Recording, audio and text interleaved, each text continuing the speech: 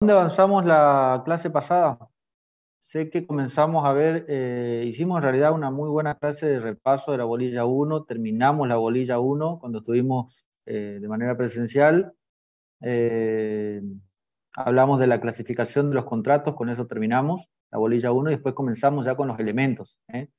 Y el primer elemento que vimos fue el consentimiento, ¿sí? Pero me parece que había quedado pendiente alguna cuestión ahí respecto del consentimiento. Vamos a hablar de eso y después ya hoy tenemos que desarrollar objeto y seguramente comenzar con causa, ¿sí? Para que en la próxima clase sigamos con forma y prueba. Vayan anotándose así por temas generales,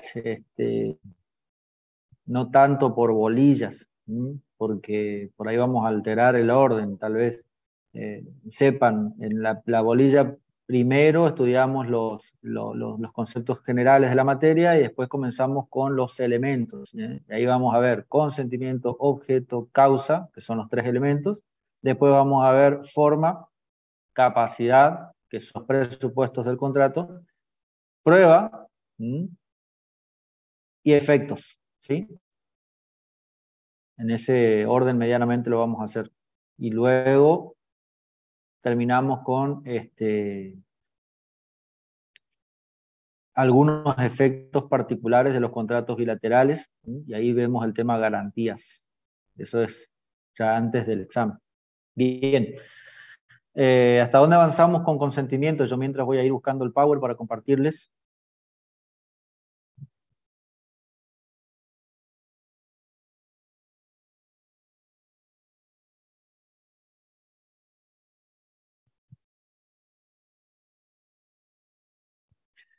Supongo que habremos visto medianamente algún concepto o definición de consentimiento, y lo más relevante de acá es poder diferenciar, entender y explicar también cuáles son los términos del consentimiento, los términos en que se va a manifestar esa voluntad, ¿sí?, exteriorizada.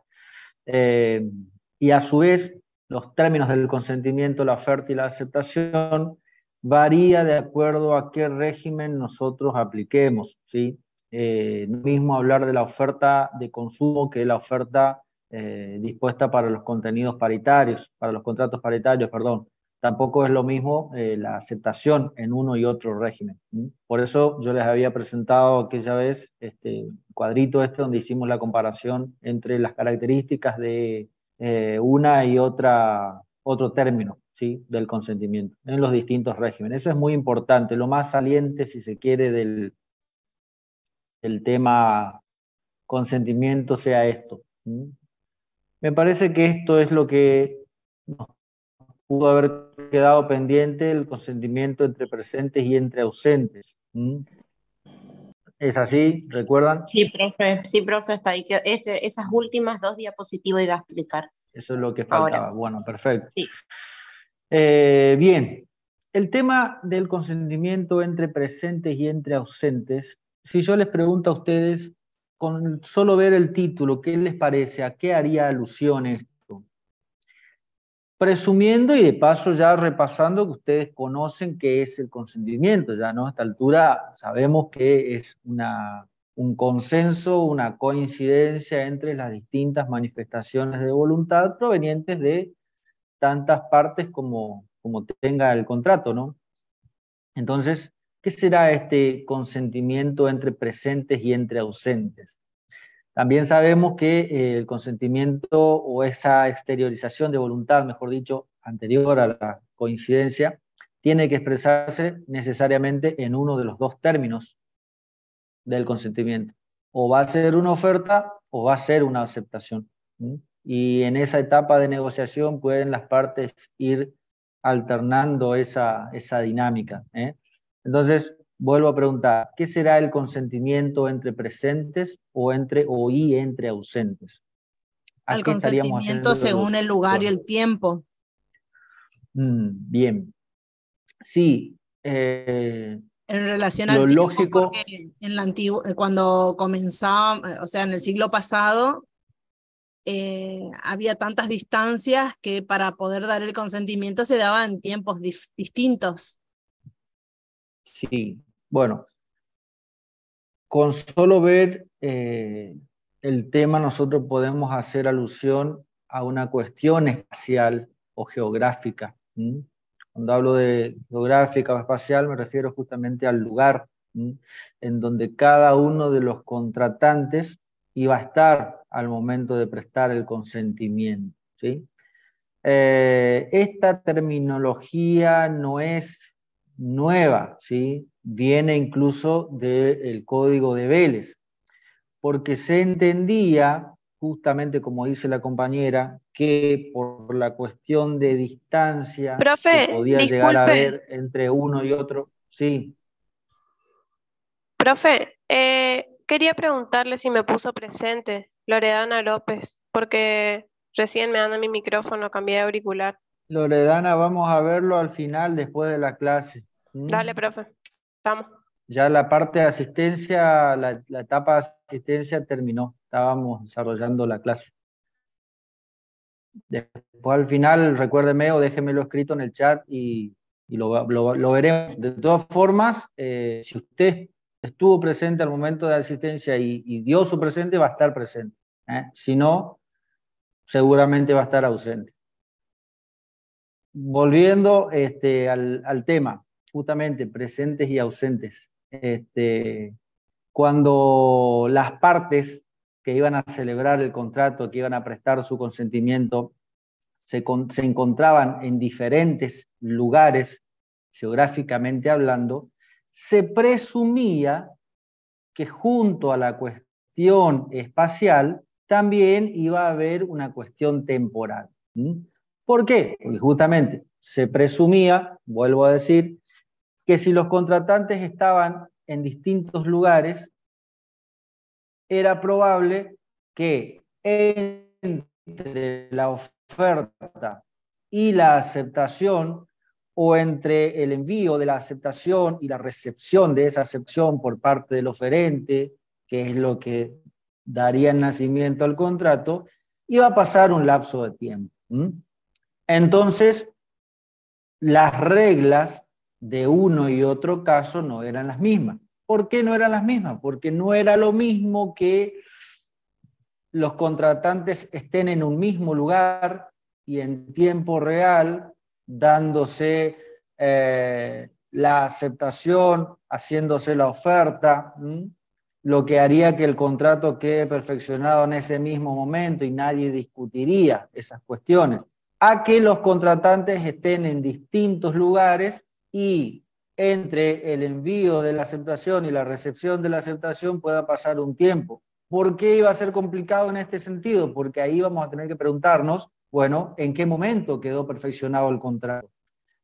Quedó perfeccionado cuando el aceptante recibió la oferta, cuando el aceptante envió su aceptación al oferente, cuando el oferente la recibió, cuando el oferente la conoció, además de recibirla. Entonces, entran a tallar distintos sistemas, justamente que siguen a este tema del paso del tiempo entre una y otra manifestación. ¿A qué viene todo esto? Bueno, lo que en realidad se está diciendo cuando se habla de consentimiento entre presentes y entre ausentes es, o se está haciendo referencia a ese paso del tiempo o no entre una y otra manifestación, ¿sí? En realidad, ustedes deben entender esta terminología como consentimiento mediato o inmediato.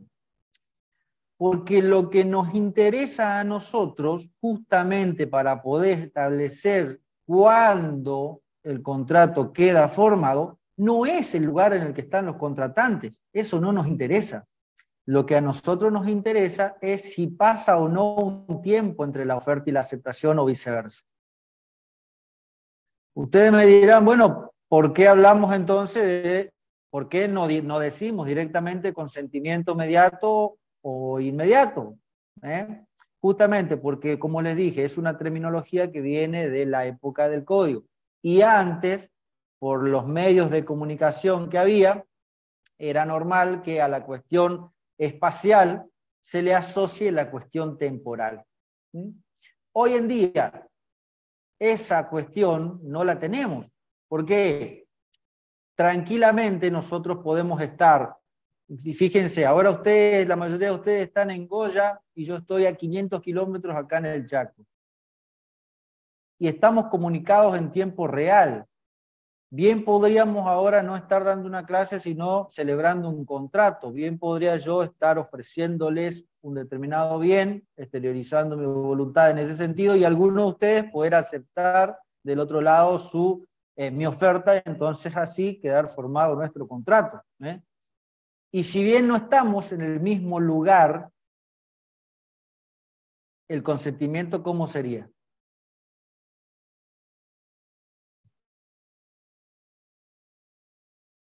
Inmediato. Sería inmediato, porque entre la oferta y la aceptación no estaría pasando ningún momento, ningún tiempo, ningún lapso de tiempo. Podría ser también a la inversa. Podría yo emitir una oferta y darles un plazo y ustedes luego, cualquiera de ustedes, responder, aceptando. Pero esa cuestión de temporalidad no estaría asociada a la cuestión geográfica de distancia. Entonces, a lo que vamos. En realidad, el término entre presente y entre ausente se mantiene. Pero ahora, lo que en realidad importa es el paso o no de tiempo entre la oferta y la aceptación. ¿Por qué hablo de esto? Porque por alguna razón, nuestro Código Civil y Comercial sigue hablando de consentimiento entre presentes y entre ausentes. Aunque ya la cuestión de distancias no exista, aunque los medios de comunicación hayan avanzado, nuestro código todavía mantiene la vieja terminología de consentimiento entre presentes y entre ausentes. Por eso yo necesariamente tengo que explicarles a qué se refiere, porque si ustedes se van a leer el código, simplemente van a asociar las cosas a la cuestión espacial, y no es así. La cuestión espacial, geográfica, no tiene ninguna importancia, no nos importa. Lo que sí nos importa es la cuestión temporal. ¿Sí? ¿Se entendió esto? Entonces, cuando digamos consentimiento entre ausentes, estaremos hablando del consentimiento mediato. Aquel que tiene un lapso de tiempo entre la oferta y la aceptación. Cuando digo consentimiento entre presentes, creo que acá en la filmina abajo está, estoy hablando en realidad de consentimiento inmediato, y es aquel donde no hay un lapso de tiempo entre la oferta y la aceptación. ¿Sí? Dicho esto, ahora vamos a mirar el código. Ya les digo el artículo. Y alguien va a leer. 980. Que alguien lea. Y alguien prepara el 983. Leo, profe. Sí, por favor. Artículo 980, perfeccionamiento. La aceptación perfecciona el contrato entre ausentes cuando es manifestada, o B, entre ausentes si es recibida por el proponente durante el plazo de vigencia de la oferta. Bueno, el inciso A en realidad dice entre presentes. ¿Sí? Fíjense, tengan su código a mano y vean cómo hay una diferencia entre uno y otro caso. Hablando siempre del perfeccionamiento del contrato, ¿no? Dice que lo que perfecciona el contrato es la aceptación. ¿Por qué? Y hago con esto un repaso. ¿Por qué la aceptación perfecciona el contrato? ¿Por qué tiene esa fuerza, esa facultad, la aceptación? A ver quién puede responder a esto. ¿Será porque se concreta el contrato? Sí, sí, con ella se concreta la dinámica de negociación previa, digamos. Profe, Pero hay también una... porque el oferente no puede retirar la oferta. Sí, también. Aunque en algún supuesto excepcional al menos puede hacerlo. Puede ser profe, por la raíz de la palabra, por lo perfecto es lo terminado, lo concluido, el perfectum. Sí, sí, también podríamos hablar de eso.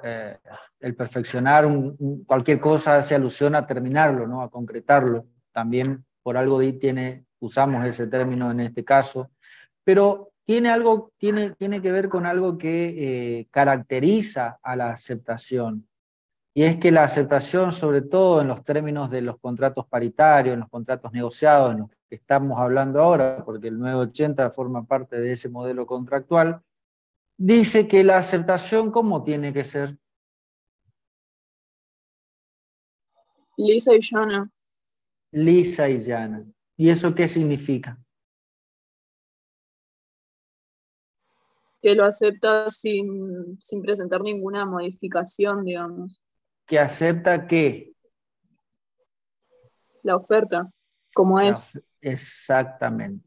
La aceptación, como regla, por lo menos para los contratos negociados, debe ser lisa y llana. Es decir,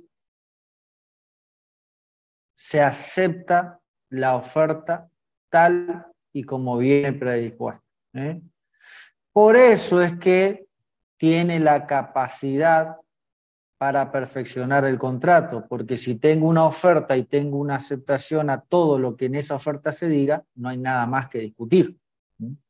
Se entiende también que la oferta vino cargada con todo el contenido necesario para que, de ser aceptada, el contrato se perfeccione, que es lo que tenemos como definición de la oferta también. Entonces, por eso es que la aceptación es la que cierra esa etapa de negociación, si se quiere. Ahora vean ustedes que si fuera lo mismo la aceptación en el contrato, perdón, en el consentimiento entre presentes y entre ausentes, no haría el código la distinción. Sin embargo, lo hace, porque no es lo mismo, como antes les expliqué. La aceptación perfecciona el contrato y ahí hace la distinción el código. Cuando es entre presentes, cuando es manifestada. ¿Por qué? Porque si no hay un lapso de tiempo entre la oferta y la aceptación, la sola manifestación de voluntad orientada a la aceptación perfecciona el contrato. No habría mucho que discutir ahí, eso se daría de manera prácticamente instantánea. No nos trae problemas esa cuestión, por eso el código no se detiene ahí. Ahora, cuando es entre ausentes, cuando hay un lapso de tiempo entre la oferta y la aceptación, esta perfecciona el contrato si es recibida por el proponente durante el plazo de vigencia de la oferta.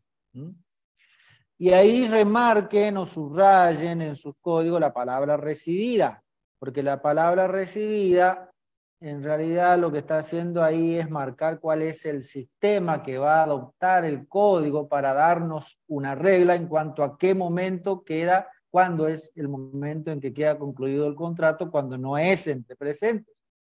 Porque hay varios sistemas. La doctrina ha ensayado varios sistemas para responder a esta pregunta.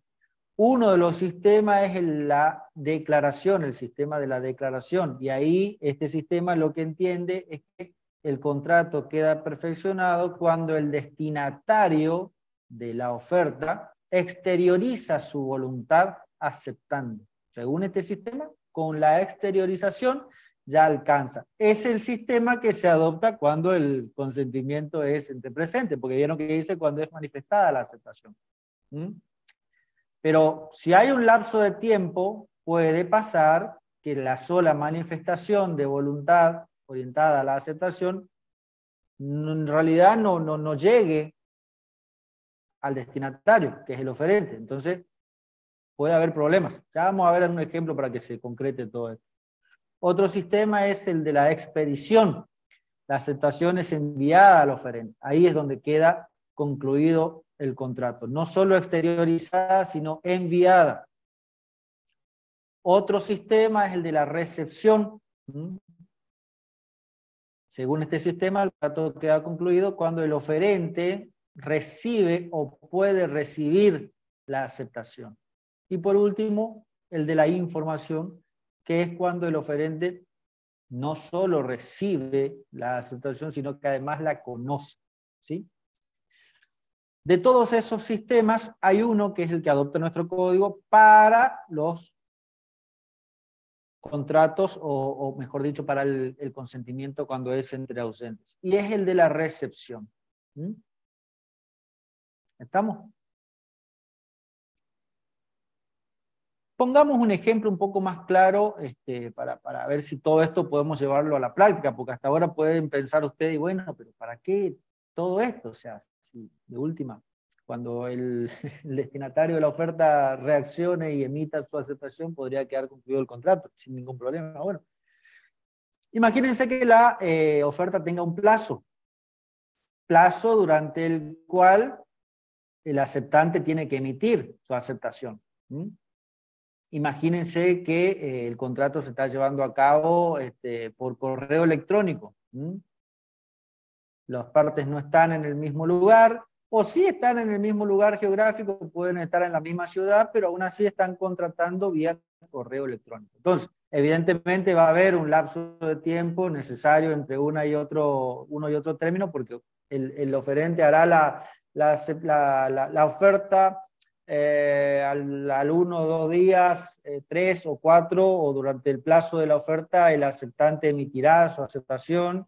Imagínense que el plazo de la oferta vence hoy, no sé, 9/3 a las 12 de la noche.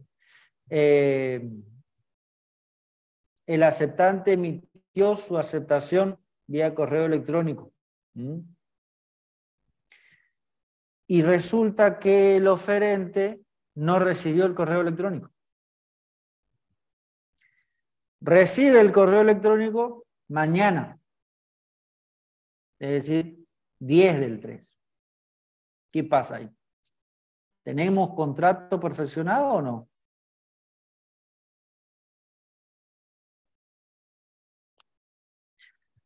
Voy al sistema que adopta nuestro código. ¿Qué dice nuestro código? Cuando el consentimiento deba darse o se esté dando entre ausentes, quedará concluido el contrato cuando la manifestación o la aceptación de la otra parte es recibida por el proponente durante el plazo de vigencia de la oferta.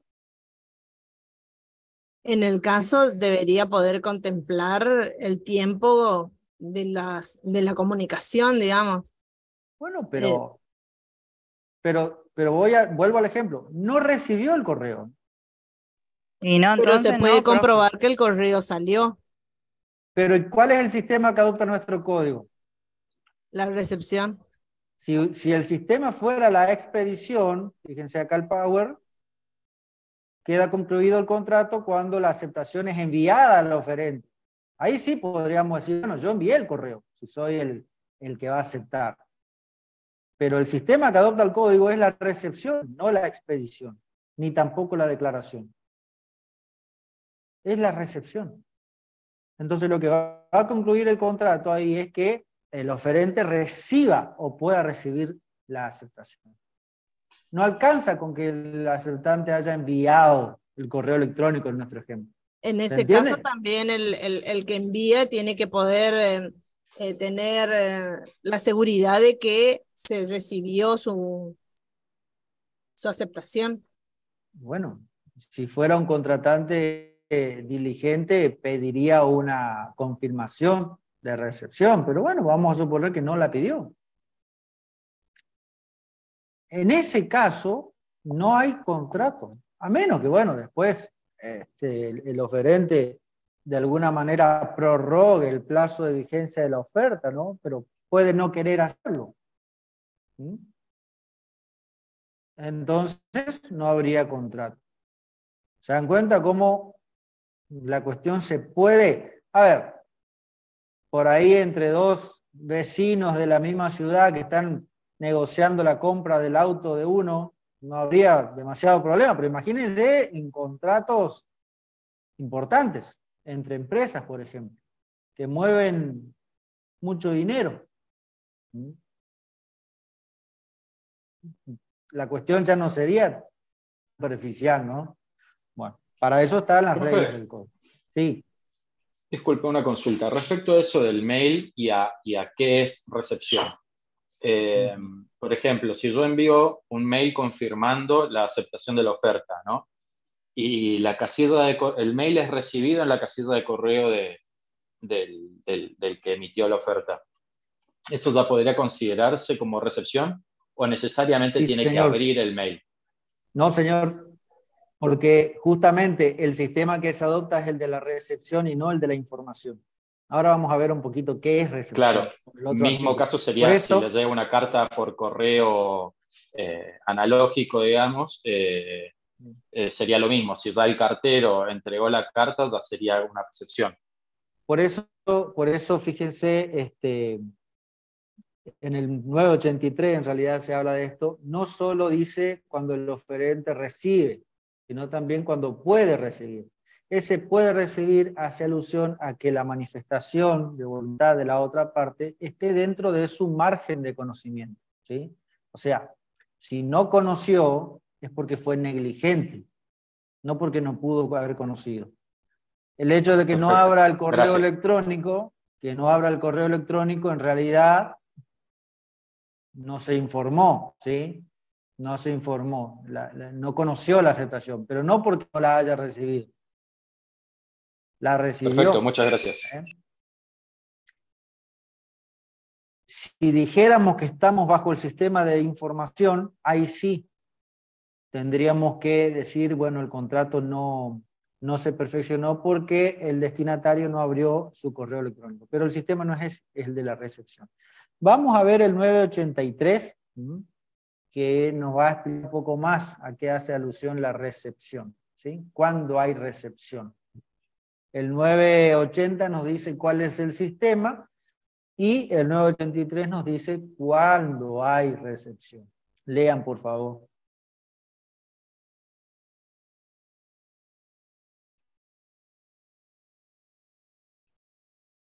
¿Alguien lo tiene?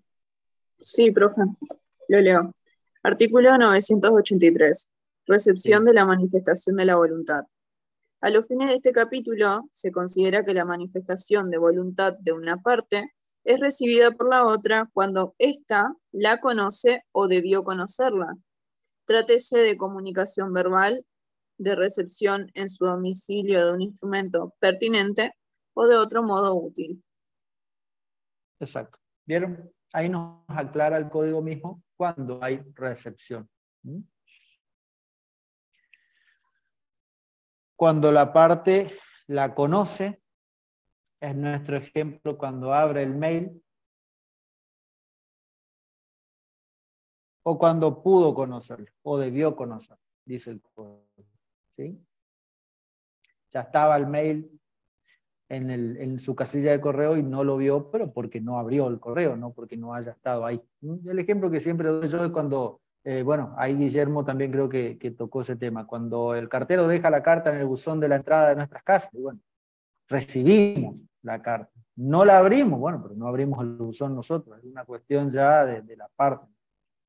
En fin, todas esas cuestiones son importantes a los fines de establecer justamente el momento en que va a quedar concluido el contrato, cuando el consentimiento se esté prestando entre ausentes, o mediando un tiempo entre la oferta y la aceptación. Bien, ¿se entendió esto? Acá Sí, termina profe. el Sí, tema profe. consentimiento. Perfecto. Bien, vamos a ver ahora lo que sigue, que es el objeto del contrato. Vamos directamente a hablar del objeto del contrato.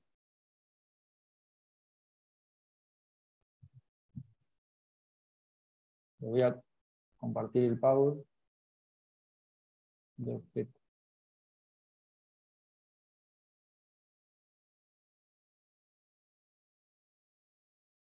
Me avisa cuando puedan ver.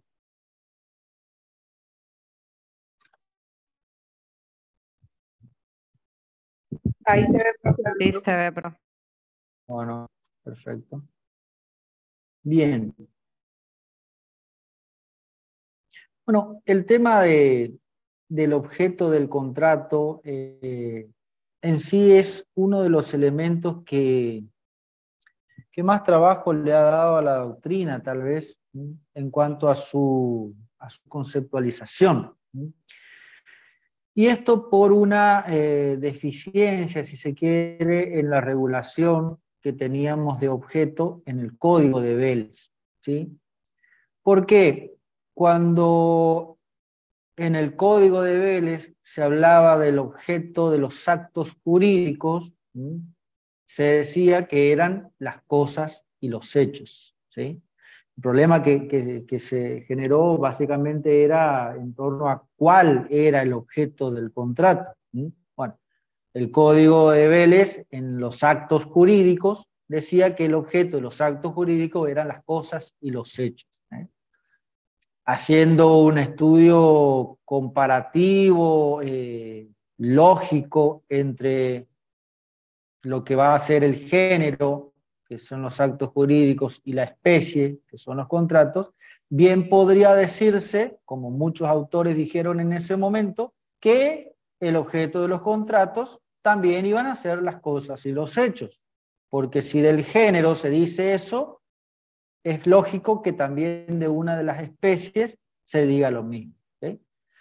Lo problemático era que cuando el mismo código trataba el objeto de los contratos, en el artículo 1167 en adelante, se decía incluso que las prestaciones también podían ser objeto de los contratos, confundiendo un poco la cuestión, porque en realidad las prestaciones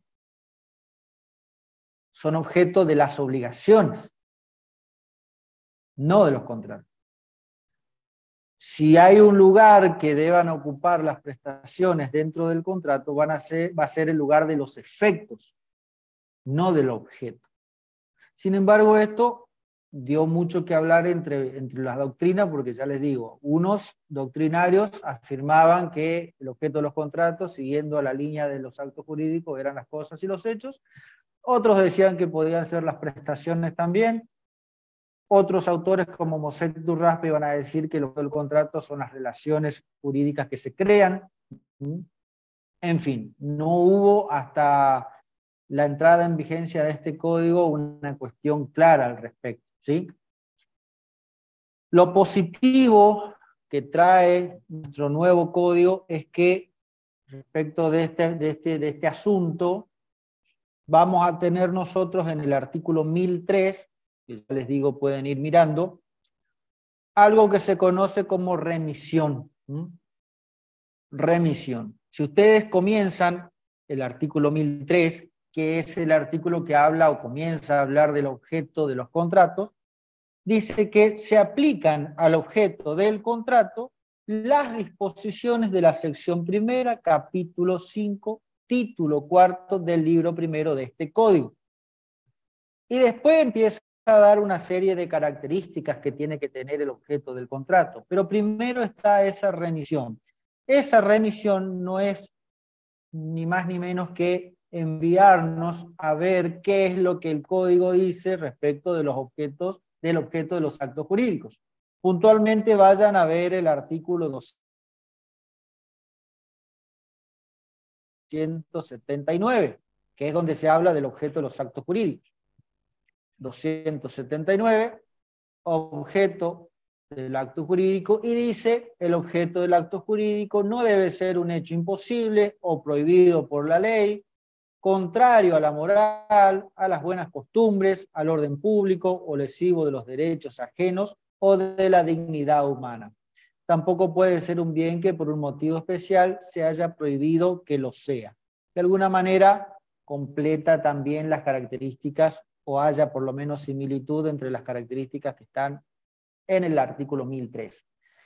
Lo positivo de este nuevo código es que cuando trata del objeto, trata al objeto del contrato, nos remite a lo que dice el objeto de los actos jurídicos. Entonces, esa problemática que teníamos antes en el código de Vélez, ahora ya no la tenemos. lo mismo que se diga del objeto de los actos jurídicos se va a tener presente para el objeto de los contratos. Entonces, problema terminal. Otra cuestión que se soluciona es lo relativo a las prestaciones. Queda directamente anulada esa doctrina que entendía que las prestaciones podían ser objeto de los contratos. Y por último, algo que deja bien sentado este nuevo código en su redacción es que el objeto de los contratos son los bienes y los hechos. ¿Está? Esas tres cuestiones bien marcadas. Entonces, cuando yo pregunte, o cualquiera, cuál es el objeto de los contratos, ustedes van a responder los bienes y los hechos de acuerdo a lo que no solo se dice en el artículo 1003 referente a los contratos, sino también a la parte de los actos jurídicos. ¿Sí? Bien. Dicho esto, pudiendo haber ya establecido cuál es el objeto de los contratos, vamos a ver de las características que tiene que tener ese objeto, para que el objeto sea válido y por ende el contrato también.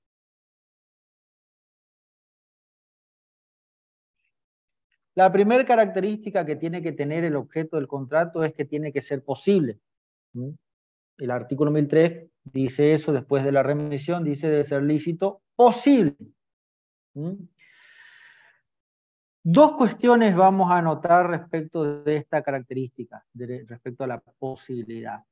Primero, que se refiere no solo a la posibilidad material, sino a la posibilidad jurídica también.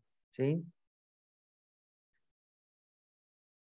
Que en realidad lo que es imposible jurídicamente es ilícito.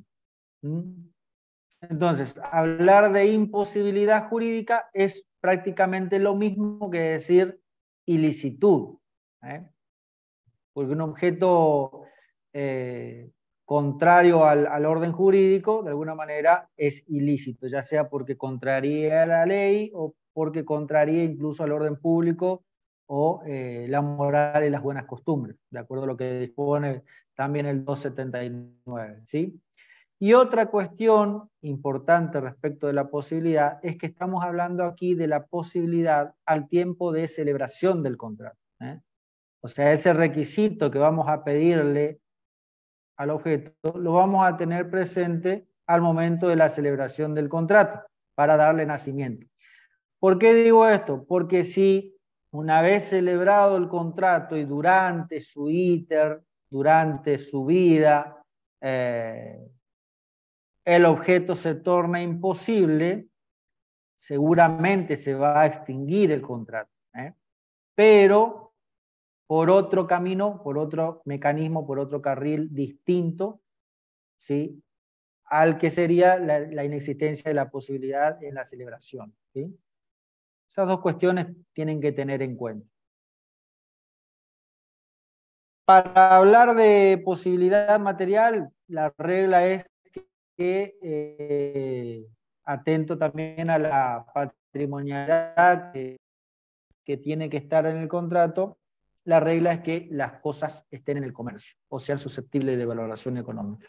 Esa es una de las formas de saber que es posible de alguna manera, materialmente hablando, ¿no? Otra característica que tiene que tener el objeto es la determinación. Artículo 1005 y 1006. Están transcriptos en la diapositiva, así que lo vamos a leer de ahí nomás.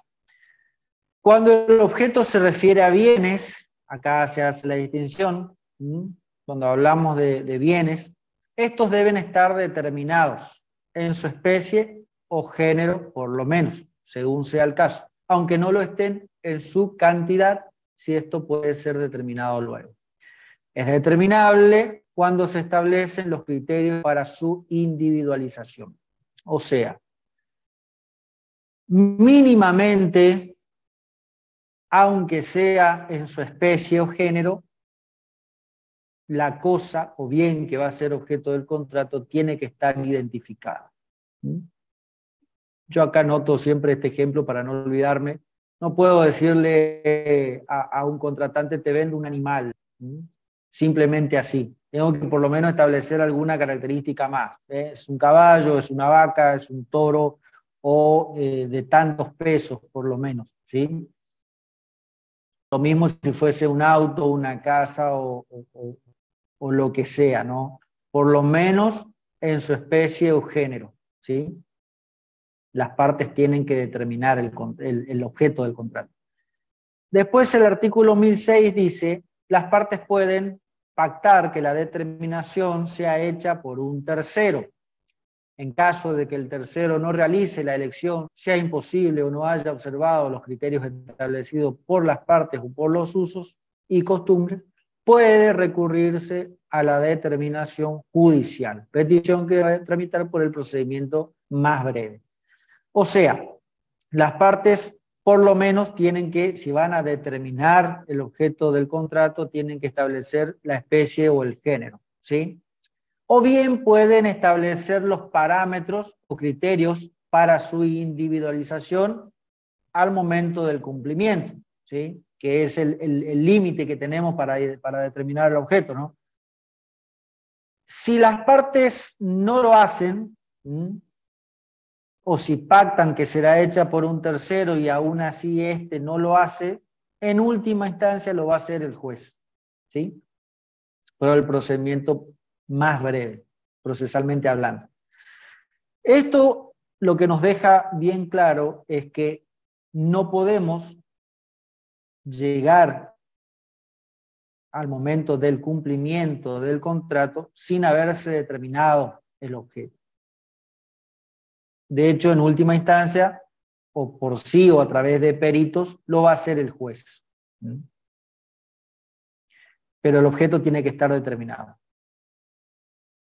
3 mecanismos por lo menos se establecen en estos 2 artículos para la determinación. O lo determinan las partes mínimamente en su especie o género, o establecen los parámetros para la individualización futura, y también quién va a determinar en el futuro que pueden establecer, o de última, si incluso el que va a determinarlo en el futuro no puede hacerlo, lo va a hacer el juez.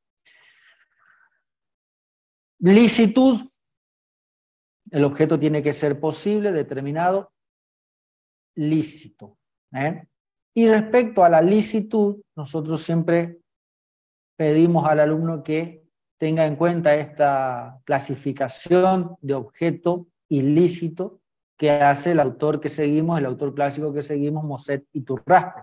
Moset y Turraspe va a dividir al objeto ilícito en 3 tipos de objeto ilícito o 3 tipos de contrato ilícito. El contrato ilegal o contrario a la ley va a ser aquel que, o cuyo objeto, mejor dicho, atente contra una ley. Es decir, si yo contrato sobre estupefacientes, por ejemplo, o armas de guerra, ese contrato tendrá un objeto ilegal o contrario a una ley, porque hay una ley que lo prohíbe. Puede también ser contrario al orden público. En este caso no solo se estaría contrariando una ley, sino principios generales, superiores, dogmas en los que descansa el ordenamiento jurídico. Ya hablamos, me parece, un poco de lo que era el orden público. O bien, el objeto del contrato también va a ser ilícito si contraría la moral o las buenas costumbres. Costumbres que viven en los valores de la comunidad. Hay un micrófono que está abierto, por favor, le voy a pedir que lo cierren. ¿Quién es Clara Arriola? Yo soy profe. ¿Podría encender su cámara, por favor? ¿Usted está en lista? Disculpe que por ahí no recuerdo. No, yo estoy como oyente.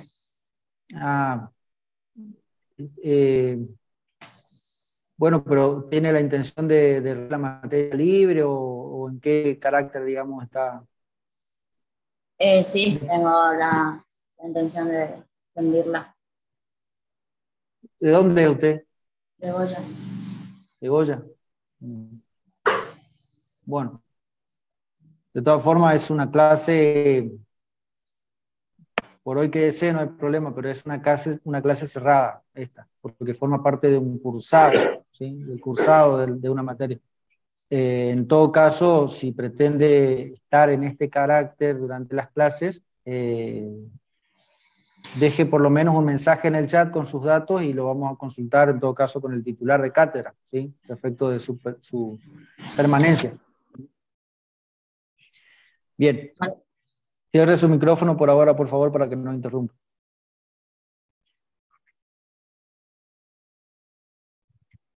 Bueno.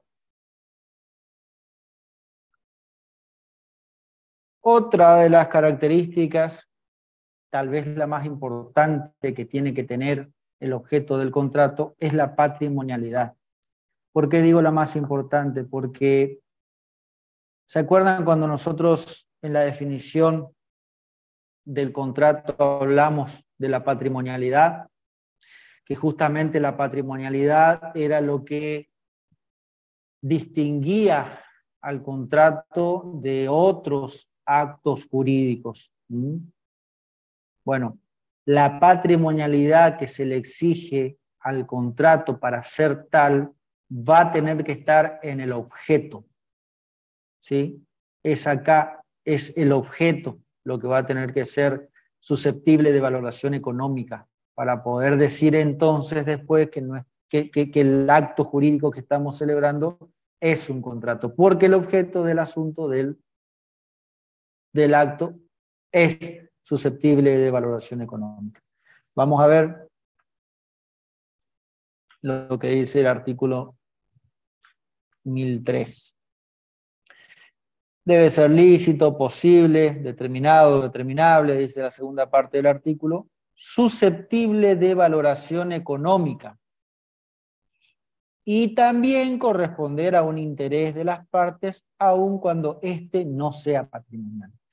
Y acá hago una aclaración porque por ahí pueden confundirse. De hecho, existen por lo menos dos doctrinas respecto de este asunto. Una cosa es el objeto y otra cosa es el interés de las partes que motiva a contratar. La exigencia de la patrimonialidad es respecto del objeto, no del interés, ¿sí? Es algo que lo aclara bien este nuevo código, porque antes se creía cierta parte de la doctrina clásica o la intermedia también de alguna manera, creía que también el interés que movía a las partes a contratar tenía que tener un contenido patrimonial. Y esto no es así. Actualmente, respecto de este asunto, nos vamos a manejar con la doctrina moderna. De hecho, este artículo adopta esta doctrina moderna, que distingue, en primer lugar, al objeto del interés, y en segundo lugar, exige la patrimonialidad en el objeto y no en el interés, ¿sí? ¿Cómo vemos este objeto de interés? Bueno, a ver, siempre lo suelo explicar con algún ejemplo, para que ustedes puedan llevar a la práctica esto. Si yo adquiero una pintura, un cuadro, en una galería o de su propio autor, con el fin de hacer una inversión a futuro y luego revenderla y obtener tal vez más ganancia de la que pagué por ella en este momento, y les pregunto a ustedes cuál es el objeto de ese contrato, ¿qué me dirían? Objeto. ¿Cuál sería el objeto de ese contrato? Sí, pero ¿cuál sería el objeto? Tengan presente que el objeto son los bienes y los hechos. ¿La pintura? La pintura. La pintura sería el objeto. Ahora, ¿ese objeto es susceptible de valoración económica? Sí, por supuesto. Sí. Sí. Entonces tengo la patrimonialidad que me exige el artículo y el código, ¿no? Ahora, si vamos al interés, ¿cuál fue el interés que me motivó a mí a celebrar ese contrato? Puede ser un interés estético. Y ahí Sí, puede puede ser ser, no pero patrimonial. En el ejemplo que yo les di, les dije que adquiría la pintura con el fin de revenderla. O sea, ahí también el interés puede tener un cierto contenido patrimonial o lucrativo. Ahora bien, como dice Verónica, creo que es la que participaba en esto, yo puedo adquirir esa misma pintura simplemente para exhibirla en la sala de mi casa, o para apreciar la belleza del arte. Ese. En ese caso, no sería un interés patrimonial. Aún así, el objeto del contrato sigue siendo patrimonial. Otro ejemplo. Si yo contrato a una persona para cuidar, si tuviera, a un hijo mío.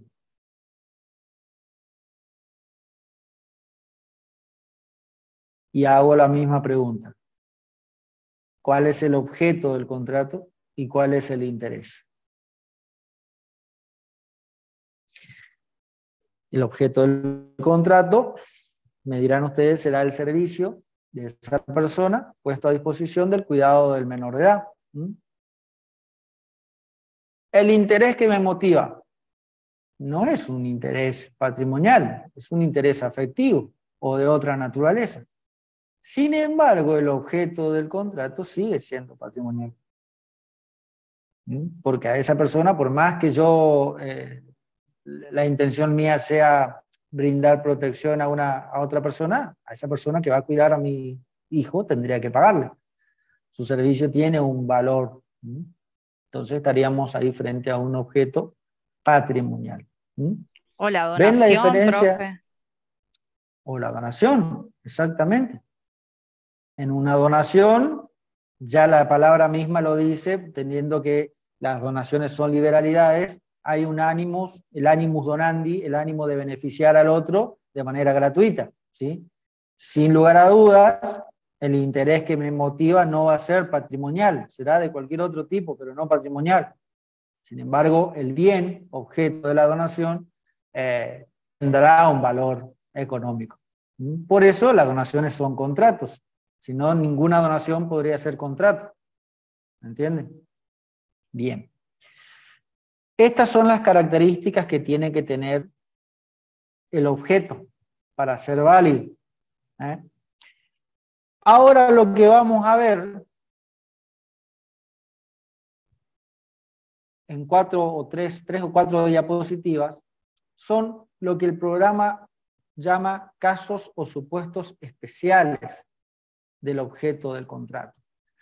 Y nos vamos a preguntar, vamos a partir siempre de una pregunta disparadora para que ustedes también después puedan entender esto, de si estas cosas, estos objetos, pueden o no ser entendidos como objetos válidos para un contrato.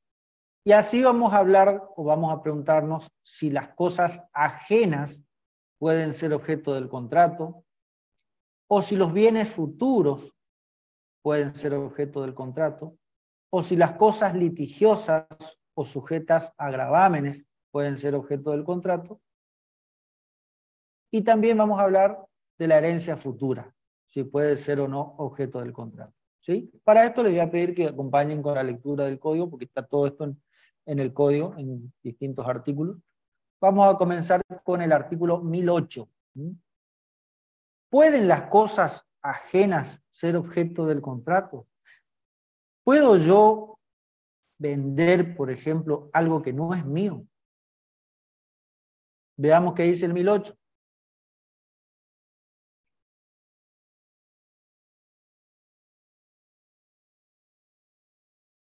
Lo leo. Sí, adelante. Bienes ajenos. Los bienes ajenos pueden ser objeto de los contratos, si el que promete transmitirlos no ha garantizado el éxito de la promesa. Solo está obligado a emplear los medios necesarios para que la prestación se realice, y si por su culpa el bien no se transmite, debe reparar los daños causados. Debe también indemnizarlos cuando ha garantizado la promesa y ésta no se cumple. El que ha contratado sobre bienes ajenos como propios es responsable de los daños si no hace entrega de ellos. Bien. Acá hay una regla y después hay dos hipótesis. Agarren sus códigos y vamos a estudiar este artículo en realidad. Ante la pregunta de si las cosas ajenas o los bienes ajenos, como los llama el código acá, pueden ser objeto del contrato, ¿qué dice el código? ¿Que sí o que no? Sí, dice. Los bienes ajenos pueden ser objeto de los contratos. Punto. Ahí está la regla. Y lo que sigue después son supuestos o hipótesis que están más relacionadas con la responsabilidad que va a tener el contratante que promete un bien ajeno. Lo que sigue después son supuestos que van a analizar la responsabilidad que va a tener aquel que decidió contratar sobre bienes ajenos. Y hay un primer párrafo y hay un segundo y último párrafo, ¿sí? Vamos a dedicarnos un ratito al primer párrafo. Y dice, si el que promete transmitirlos no ha garantizado el éxito de la promesa, solo está obligado a emplear los medios necesarios para que la prestación se realice. Y si por su culpa el bien no se transmite, debe reparar los daños causados. Debe también indemnizarlos cuando ha garantizado la promesa y ésta no se cumple. Ahí hay dos hipótesis. Y tiene que ver con el tipo o la naturaleza de obligación que esté asumiendo aquel que promete entregar una cosa ajena. Si solo se obliga a emplear los medios necesarios para que la prestación se cumpla, para que el objeto se entregue, y esto no pasa, va a responder por qué factor de atribución. A ver los que vienen de daños.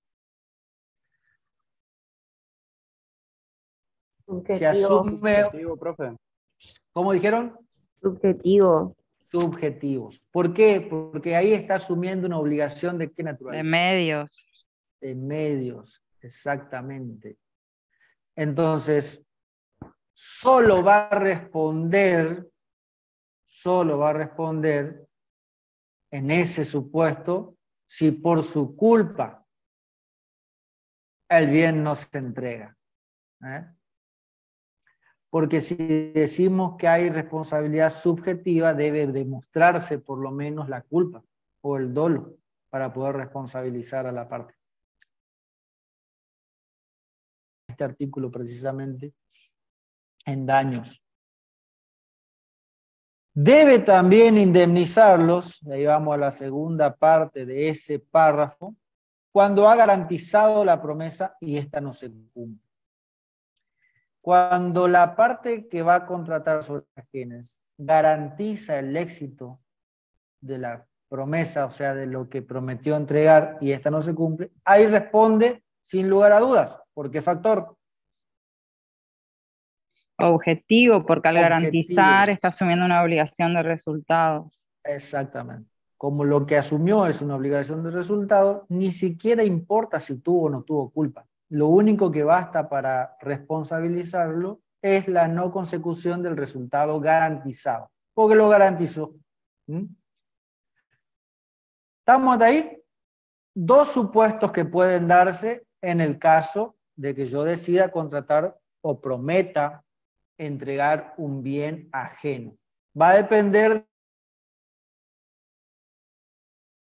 a los medios o me obligué directamente al resultado, al éxito de la promesa. ¿Sí?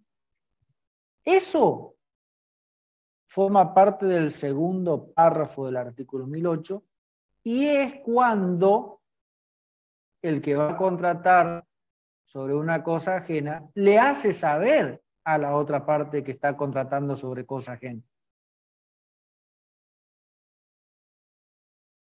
Porque la última parte del artículo, el último párrafo, da la respuesta al supuesto en que el que está contratando nada dice al otro contratante respecto de la geneidad en la cosa que está siendo objeto del contrato. La última parte del 2008 le va a decir: el que ha contratado sobre bienes ajenos como propios, es decir, que no le avisó a la otra parte que eso era ajeno, es responsable de los daños si no hace entrega de ellos. Responsabilidad objetiva. Porque de alguna manera también podríamos decir que hay una mala fe también ahí. Entonces, recapitulando un poco todo esto y ordenándonos. Miren, la mejor forma de entender esto es hacer llavecitas en el artículo, flechitas, para que ustedes mismos puedan ir dándose cuenta de las hipótesis que plantea el 1008. No alcanza que ustedes me digan si las cosas ajenas pueden ser objeto del contrato. Es necesario que también aclaren que si esto sucede, pueden plantearse dos hipótesis centrales. Que la parte o las dos partes en realidad conozcan sobre la geneidad de la cosa, o que no conozcan sobre la geneidad de la cosa. Si se conoce la geneidad de la cosa, a su vez pueden plantearse dos cuestiones o dos hipótesis más relativas a la responsabilidad que va a tener quien ha prometido cosas ajenas. Se asume una responsabilidad, una obligación de medios, tendrá una responsabilidad subjetiva, donde tendrá que ver si obró o no con culpa. Si asume una obligación de resultados, si garantiza el éxito de la promesa, responderá de manera objetiva con el solo no cumplimiento de la promesa. Y por otro lado, si ha contratado sobre bienes ajenos como propios, será responsable de manera objetiva.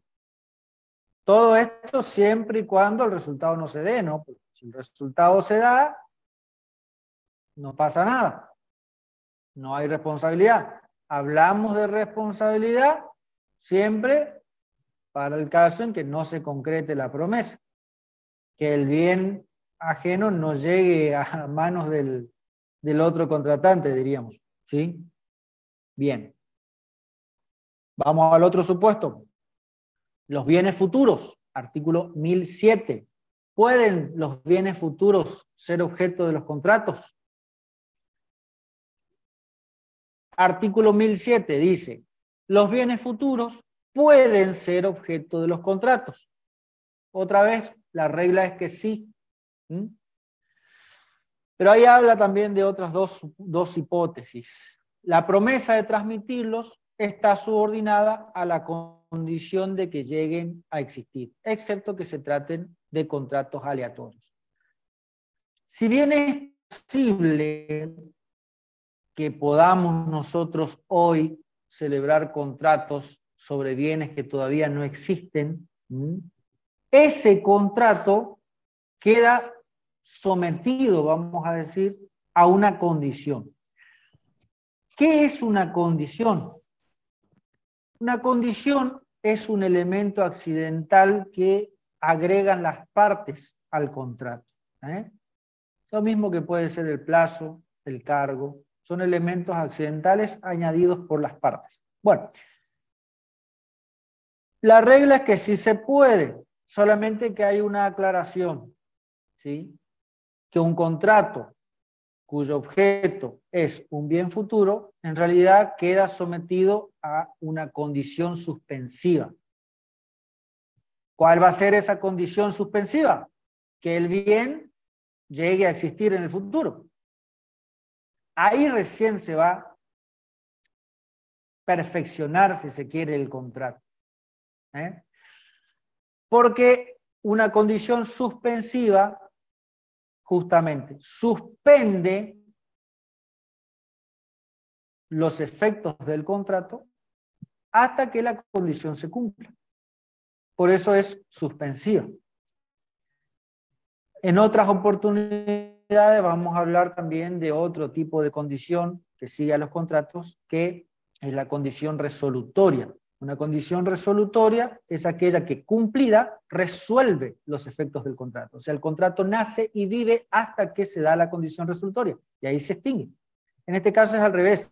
El contrato nace, pero sus efectos no se cumplen hasta que no se da la condición. Quedan suspendidos. ¿Sí? A ver el ejemplo que se da acá. Fíjense. Los inmuebles por construir. Muchas veces, por lo menos acá donde yo vivo pasa, cuando se están construyendo departamentos o casas con el fin de alquilarlas, incluso antes de que queden Te ya voy a terminadas regalar un construidas. auto cuando te recibas, por ejemplo, en West. ¿Cómo dice? Disculpe, no sé quién es el que habla y tampoco entendí lo que me dijo.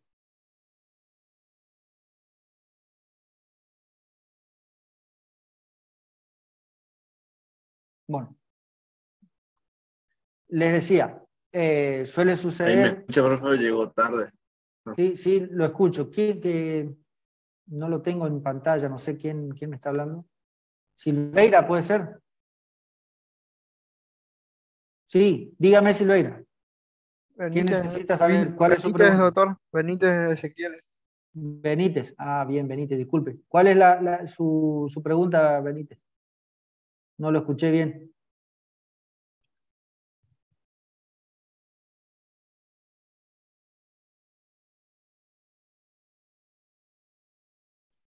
No era Sí. un ejemplo, profe, pero llega tarde, voy a desconectarme y conectarme a ver si resuelvo eso.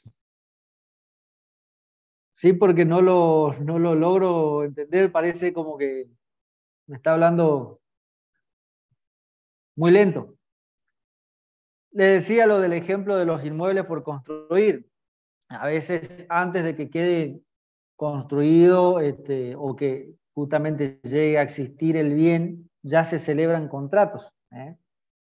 Y justamente quedan de alguna manera supeditados al cumplimiento de esta condición que es que lleguen a existir. ¿Sí?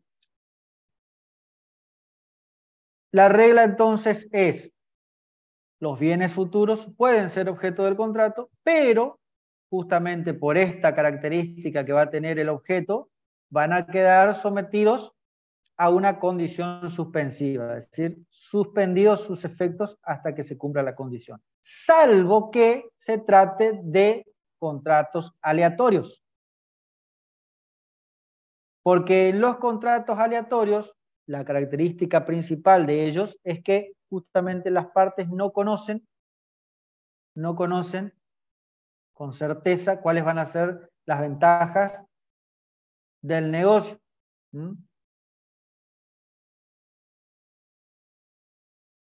¿Recuerdan eso? Clasificación de los contratos conmutativos aleatorios. La excepción a esta regla entonces va a ser que estemos frente a un contrato aleatorio, porque en ese caso el contrato va a nacer, pero como ya se aclara, ya se sabe, ¿sí?, sobre el alea, en este caso el alea del contrato va a estar en el objeto, el contrato no va a quedar supeditado a una condición.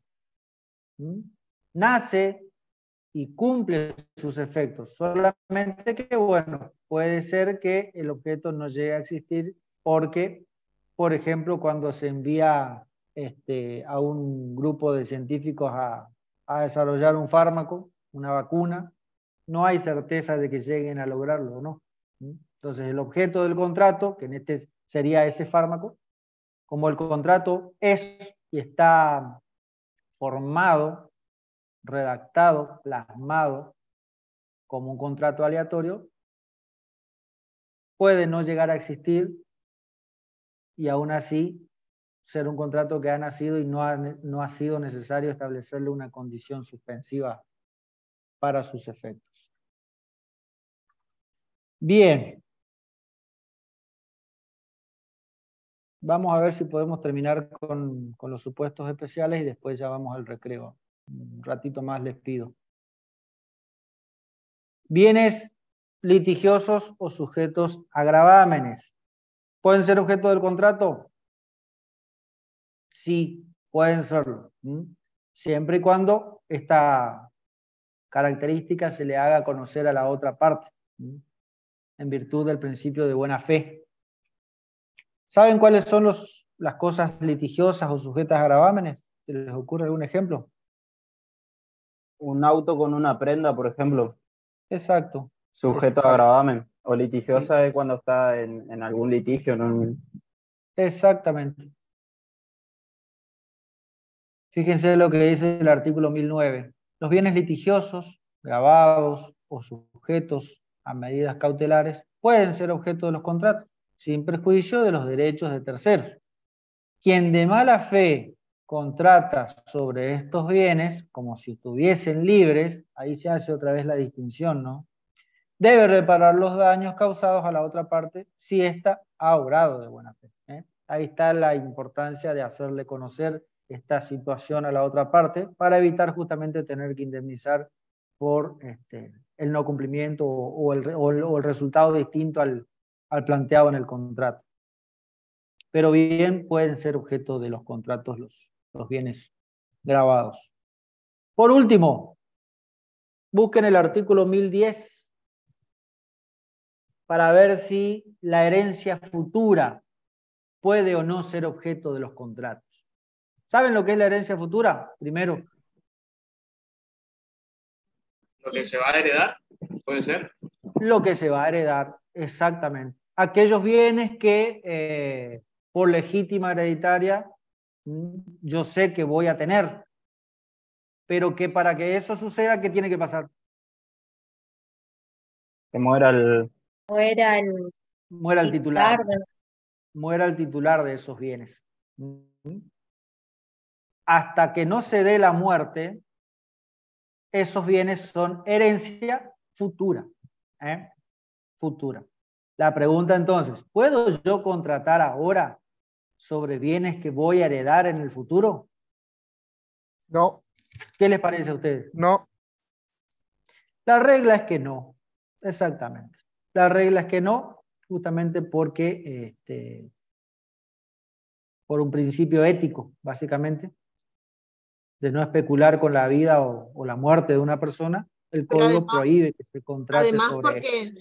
Además porque el dueño todavía puede hacer uso del bien, puede venderlo, puede hacer otra cosa. Sí. Sí.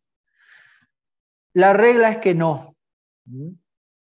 Pero respecto de este asunto, el nuevo código civil y comercial trajo una novedad que está plasmada en la segunda parte del artículo 1010.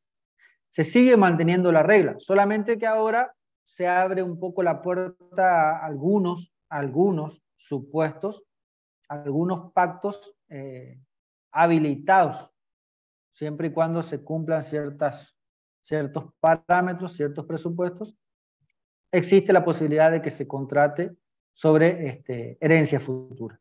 Vamos a leer, por favor, alguien que lo tenga a mano, el artículo 1010. Y con esto terminamos con el objeto de los contratos. Artículo 1010. Herencia futura. La herencia futura no puede ser objeto de los contratos, ni tampoco puede serlo. Ni tampoco puede serlo los derechos hereditarios eventuales sobre objetos particulares, excepto lo dispuesto en el párrafo siguiente u otra disposición legal expresa. Leo Bien. lo que sigue. Exacto, ¿qué sigue? Los pactos relativos... Lo que va a leer, disculpe Ferragut, lo que va a leer ahora es la parte que se incorpora con este nuevo código, es lo nuevo, ahí es donde está la excepción de la que yo le hablo. Los pactos relativos a una explotación productiva o a las participaciones societarias de cualquier tipo con miras a la conservación de la unidad de la gestación empresaria o a la prevención o solución de conflictos. Pueden incluir disposiciones referidas a futuros derechos hereditarios y establecer compensaciones en favor de otros legitimarios. Estos pactos son válidos, sean o no parte del futuro causante y su cónyuge, si no afectan la legítima hereditaria, los derechos del cónyuge ni los derechos de terceros. Bien. Entonces, ¿se puede contratar sobre bienes que vayan a ser herencia en el futuro? Sí, siempre y cuando se acredite la necesidad de hacerlo, teniendo presente la conservación de la unidad de una empresa, la solución o prevención de conflictos futuros que pueden devenir después que fallece el titular, como a menudo sucede. Imagínense que el titular de una empresa con muchos bienes, con muchos empleados a su cargo, con familias dependiendo de esa empresa, fallezca y los hijos, los herederos, se pongan a debatir entre ellos respecto de esos bienes. En el mejor de los casos, puede haber conflicto y puede resultar de alguna manera perjudicados los empleados de esa empresa, o los acreedores tal vez, o algún otro tercero. Bueno, justamente si los pactos que se van a hacer tienen la finalidad de prevenir esos futuros conflictos y se los celebra con miras a conservar ciertas empresas, por lo general sucede con las empresas familiares esto, pueden, dice, es decir que va a tener que ser habilitado esto por un juez. ¿Por qué? Porque la regla es que no. El puede es, se abre una posibilidad si es que se acreditan los parámetros que establece esta segunda parte del artículo. Podrían entonces celebrarse contratos sobre esto, sea o no parte el futuro causante, es decir, el que ahora es titular y después será causante una vez que fallece, si no afectan la legítima hereditaria, es decir, el derecho que por ley le corresponde a cada heredero, los derechos del cónyuge, ni los derechos de terceros. Si estos parámetros, si estos requisitos se cumplen y un juez lo autoriza, entonces podrían celebrarse contratos cuyo objeto sean bienes de herencia futura. Esta es la novedad respecto de este tema que trae el nuevo código. Profe, le hago Con una esto, consulta. sí, dígame, Fiorito. A ver si me puedo hacer entender. Esto es en el caso de que, por ejemplo, la herencia de mis padres, yo no puede ser objeto de un contrato que celebre yo esa herencia, ¿no? La regla dice que no. La regla, sí. A ver, ¿Pueden mis...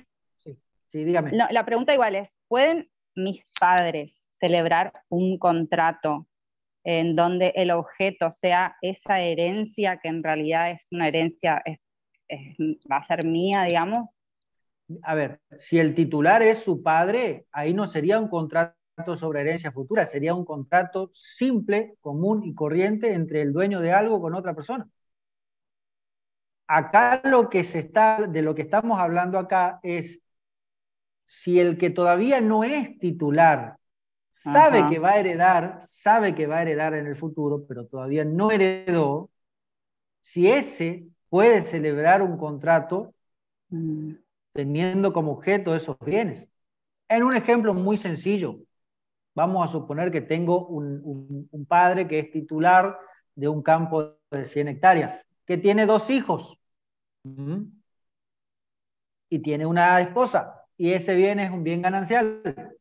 Si vamos a aplicar los porcentajes de repartija del derecho sucesorio, vamos a decir que una vez que fallece ese titular, la mitad de ese campo queda para el cónyuge superstite y la otra mitad se va a repartir entre los 2 hijos que sabemos que tiene. Entonces yo ahora sé, si soy hijo de ese padre, que el día que ese papá no esté, yo voy a tener el 25% de ese campo. La pregunta acá es si yo sabiendo eso, ya puedo contratar, por ejemplo, alquilar, ceder, vender esa parte que sé que voy a recibir cuando cuando el titular fallezca.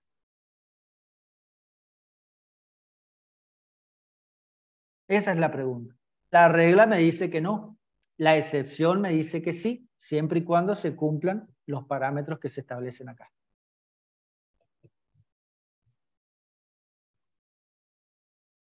Básicamente estaría yo ahora pidiéndole autorización al juez para contratar sobre un bien del cual no soy titular. Sé que voy a ser titular en el futuro, si, por supuesto, una vez que fallece el titular actual. Ahora no soy titular. Si puedo yo hacer algún tipo de contrato o pacto respecto a esto. El código habla de pacto, haciendo alusión también a lo que es un contrato, ¿no? Esa es la pregunta.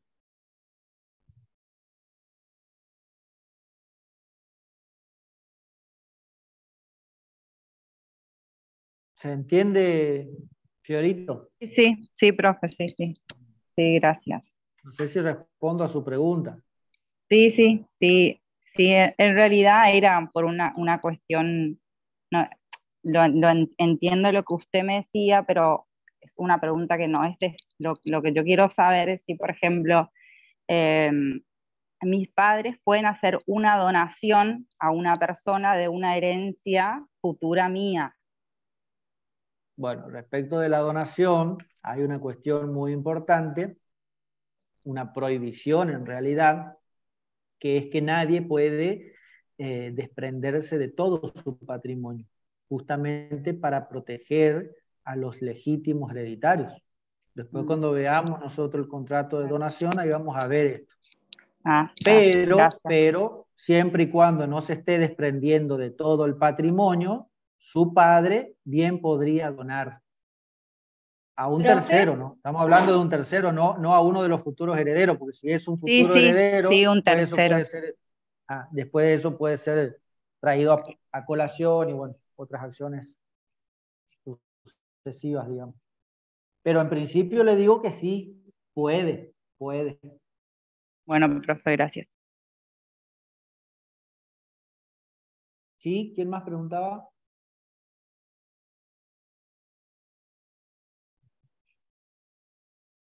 Bueno, hacemos un recreo. Unos 20 minutos. Bárbaro, gracias. Y volvemos a las 7. Con bueno, causa. profe. Nos vemos. Bueno, profe.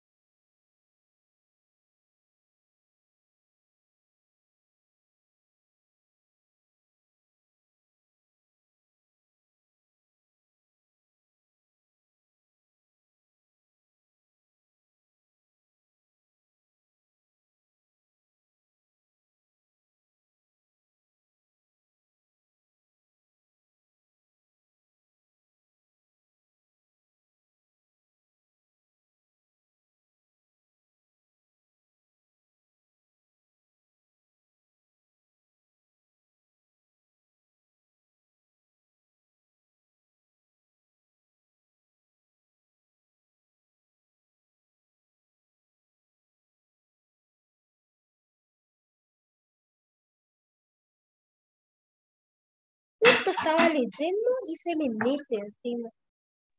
Máxima, tener Suerte que prendido dio tu la micrófono. Ay, perdón. Justo que estaba hablando de la gata.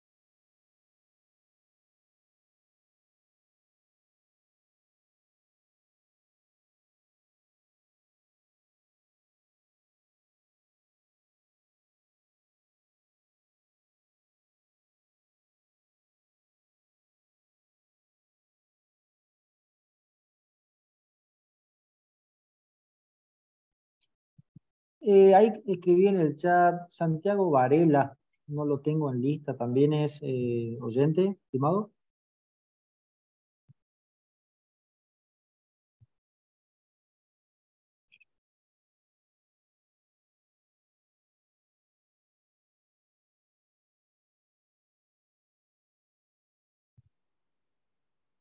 ¿Me escucha Varela?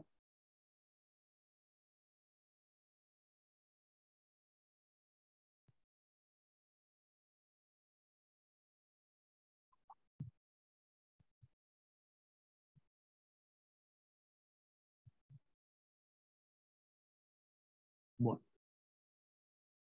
bien. Continuamos. Vamos a ver. ¿Ahí ven ya el power o no todavía? No, No, profe. profe. No, profe. A ver. Me veo un poquito.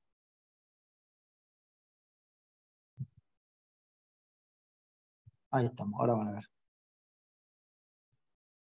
Vamos a ver rápidamente causa en los contratos. Les pido especial atención, vamos a ser breves, 20, 25 minutos, tratar de puntualizar nada más los temas relevantes de esta parte y terminamos, ¿sí?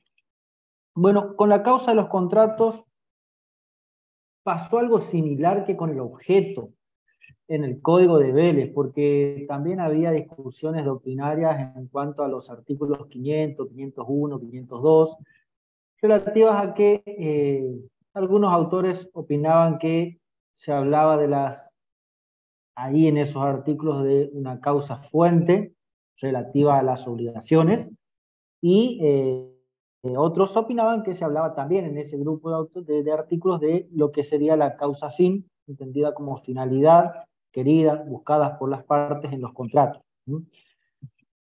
No hubo coincidencia entre los autores. De hecho, se esbozaron varias doctrinas relativas a cuál era la causa de los contratos, si era la causa fin, si era la causa fuente. Muchos autores incluso llegaron a negar la existencia o la necesidad de causa en los contratos. Decían que no era necesario hablar de causa en los contratos, que con objeto y consentimiento ya era suficiente. Hasta que este nuevo código de alguna manera soluciona, si se quiere, este conflicto, adoptando una postura de las tantas que ensayó la doctrina, una postura que se va a llamar dualista o sincrética, que adopta básicamente una parte o una visión subjetiva y una visión objetiva de la causa. Vamos a ver un poquito después de una evolución que se ha hecho. El artículo que nosotros tenemos en la parte de contratos, referido a la causa, comienza hablando en el 1012. Y fíjense que no dice nada, en realidad, en el 1012 solo hay una remisión, lo mismo que pasaba en el objeto de los contratos. Y dice, se aplican a la causa de los contratos las disposiciones de la sección segunda, capítulo 5, título cuarto, libro primero de este código. Eso es, puntualmente, el artículo 281, que habla de la causa de los actos jurídicos. Y dice que, esto es el 281, ¿no? La causa es el fin inmediato autorizado por el ordenamiento jurídico que ha sido determinante de la voluntad, resalten eso, determinante de la voluntad, pero también integra la causa los motivos exteriorizados cuando sean lícitos y hayan sido incorporados al acto en forma expresa o tácitamente si son esenciales para ambas partes. Esa es la postura que de la causa adopta todo nuestro código. De hecho, esa es la postura de causa que vamos a manejar nosotros en los contratos. No les exijo que ahora entiendan esto que dice acá. Primero vamos a tener que hacer el estudio, la evolución, para luego llegar a la postura esta que está hoy receptada en el código. A título de aclaración, simplemente esto, causa-fuente y causa-fin. Ustedes que ya cursaron obligaciones saben que la causa-fuente o causa eficiente es la causa que se utiliza y da vida a las obligaciones. Y las obligaciones para nosotros en el contrato son efectos. Ya lo dijimos. La causa que a nosotros nos importa, esa causa que ya está de alguna manera contenida en la definición del contrato cuando dice para, ese acuerdo de voluntades celebrado entre dos partes que manifiestan su consentimiento para, ahí está ya una impresión de causa. Bueno, la causa que nosotros vamos a utilizar, la causa que sigue a los contratos es la causa fin. Y acá la definición que tengo en la filmina dice, viene a ser el fin que las partes se propusieron lograr al tiempo de celebrar el acto, o el fin inmediato, propio y característico del negocio jurídico, idéntico en todos y cada uno de los actos de su especie. Eso a título de aclaración. Acá viene esta evolución que yo les mencionaba. Fíjense, vamos al final. Esa teoría dualista o sincrética que yo les mencionaba recién, forma parte de un género neocausalista, del género o teoría o escuela neocausalista, que es la última, el último paso, el último eslabón en toda la teoría de la causa que se tuvo a lo largo de la historia. Para llegar a esto se pasó por una doctrina clásica, que es la que por ahí seguía el contrato clásico también. Esta doctrina clásica dividía a todos los contratos en 3 grupos nada más. Así como nosotros ahora tenemos contratos de adhesión, contratos de consumo, contratos paritarios, tenemos también una clasificación técnico-jurídica que los divide en muchos otros grupos más. Para los autores de esta teoría, fíjense el siglo del que estamos hablando, ¿no? Los contratos podrían agruparse solo en estos 3 grupos: contratos onerosos, reales o gratuitos. Y para cada uno de estos contratos había una causa especial. Para los contratos onerosos la causa iba a ser siempre la contraprestación. Para los contratos reales la causa iba a ser siempre la entrega de la cosa. Y para los contratos gratuitos la causa iba a ser siempre el ánimo de beneficiar al otro, la liberalidad. Esta teoría clásica cae bajo el impulso de la teoría anticausalista. Estos otros autores vinieron a decir no, la teoría clásica no sirve. Vinieron a decir no existe causa en los contratos. No constituye un elemento distinto del consentimiento o del objeto, decían ellos. Y se encargaron justamente de atacar a la teoría causalista diciendo que en los contratos onerosos, cuando estos otros decían que no, porque no podía nunca una obligación ser causa de otra obligación, porque las prestaciones son efecto de los contratos, nunca pueden ser causa. En los contratos reales, decían ellos, no va a poder ser nunca la entrega de la cosa porque eso es un requisito para la formación del contrato, no para la causa. Y en los contratos gratuitos, la liberalidad que proponían los causalistas, estos iban a decir no porque forma parte de la voluntad, del querer y por ende del consentimiento, no de la causa. Entonces, decían, la causa es un elemento inútil e innecesario. Este grupo de autores eran los que sostenían que no existe causa en los contratos, no es necesario. Fíjense el año, estamos hablando de 1826, estamos muy atrás. Luego va a aparecer la teoría neocausalista, ¿sí? A través de un grupo de autores impulsados por Planiol que van a volver a estudiar el fenómeno de la causa y así van a crear esta teoría dualista, que a su vez está conformada por 2 bases, una base objetiva y una base subjetiva. Para la base objetiva, la causa es la finalidad económico-social que cumple el negocio y que se reconoce y autoriza por el ordenamiento jurídico. Finalidad típica y constante. Acá, sigan el power que está acá, teoría objetiva. El ejemplo que siempre les pongo en este asunto es la compraventa. ¿Cuál es la finalidad que cumple el negocio? Lo que el ordenamiento jurídico reconoce. La finalidad típica, constante en todos los negocios de ese tipo, en todas las compraventas. El intercambio de cosa por precio. En el ejemplo, en la compraventa, y de acuerdo a esta visión objetiva, la causa sería ese intercambio de cosa por precio.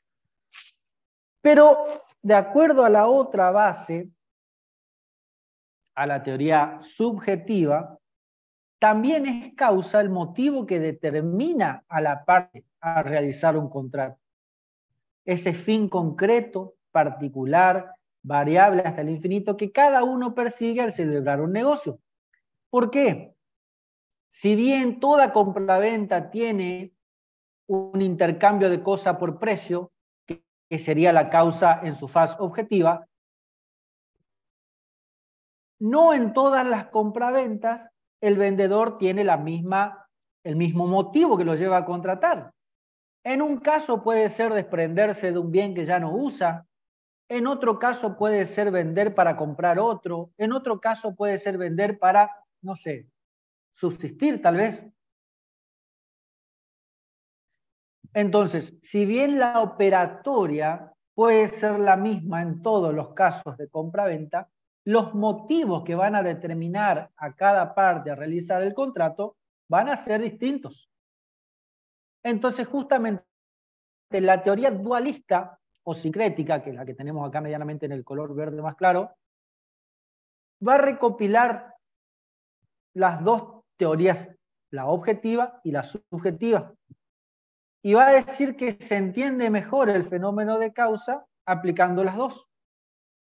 Y va a decir que causa es, sigan acá, tanto el fin abstracto que persigue el negocio, o sea, esa finalidad económica igual para todos los casos, para todas las compraventas, siguiendo mi ejemplo, pero también el propósito concreto que llevó a las partes a realizar el negocio. Y cuando hablo de propósito en concreto me refiero a la finalidad personal, al motivo privado que cada parte tiene para contratar. Siempre, y esto es muy importante, que ese motivo interno se exteriorice, se lo dé a conocer a la otra parte. Eso es lo que propone la teoría dualista. ¿Sí?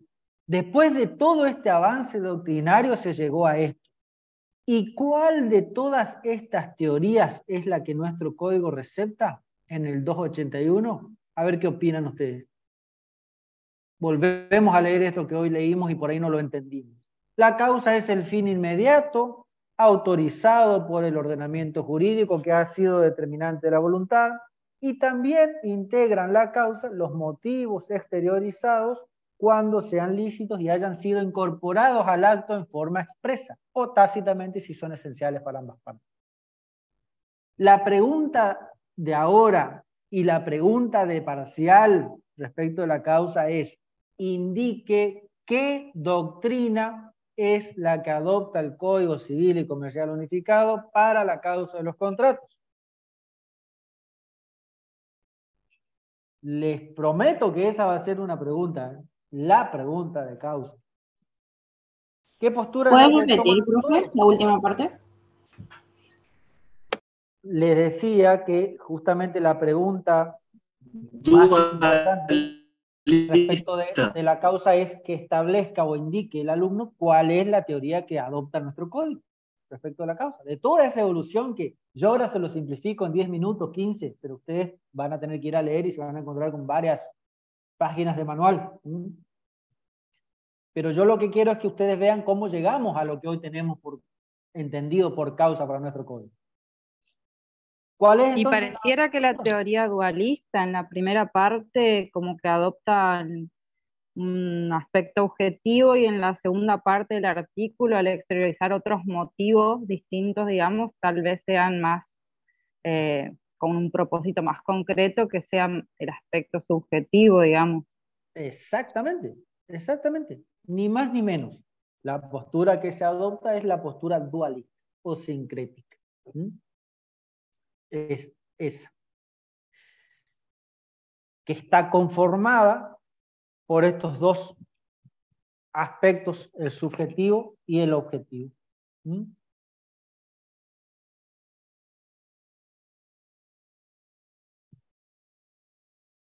¿Se entiende esto?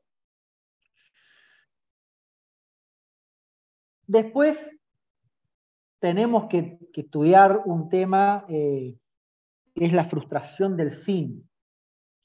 En ese tema por ahí se comprende mejor la importancia de la causa. Sin embargo, hay algunos artículos más que yo quiero que hoy veamos. 1013 y 1014, que también forman parte de la... Son los únicos 3 artículos que tenemos de causa en los contratos.